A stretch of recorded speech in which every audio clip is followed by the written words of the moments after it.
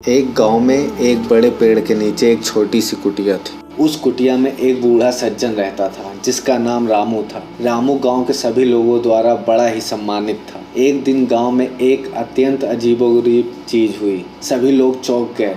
एक विचित्र प्राणी गांव के पास आ गया था जिसका रूप और आकार किसी भी प्राकृतिक जीव से अलग था। लोग डरे हुए थे, लेकिन रामू ने उस प्राणी का स्वागत किया और उसे अपनी कुटिया में बुलाया। वह बूढ़े की ममता और दयालुता को समझ चुका था। उस प्राणी ने बताया कि वह एक दुर्भाग्यपूर्ण राजा का सेवक था जिसे उसने अपनी सुखद जिंदगी को छोड़ दिया था। वह राजा के संकटों से दूर भाग रहा था।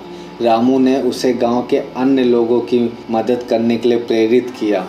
उसने अपने विशेष ज्ञान और अनुभव का उपयोग करके गांव के लोगों की समस्याओं का समाधान किया। धीरे धीरे उसी प्राणी के साथ रामू ने एक गहरा बंधन बनाया। उस प्राणी ने उसे बहुत कुछ सिखाया और रामू ने उस प्राणी की भविष्यवाणी में सहायता की। एक दिन वह राजा के पास लौटने का समय आया, लेकिन उसने नहीं चाहा कि वह अपने दोस्त को छोड़कर जाए। रामू ने अपने गांव की खुशहाली के लिए अपने दोस्त को राजा के पास भेजने का फैसला किया। उसकी सहायता और ईमानदारी ने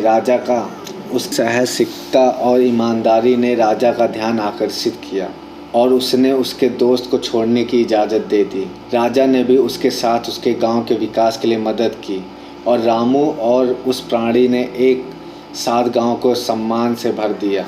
इस कहानी से हमें यह सीखने को मिलता है कि हमें अन्यायों के साथ मिलकर काम करना चाहिए और हमें कभी भी अपने दोस्तों का साथ नहीं छोड़ना चाहिए। इससे हमारे और हमारे दोस्तों के बीच का बंधन मजबूत होता है और हम इस समृद्धि जीवन जी सकते हैं।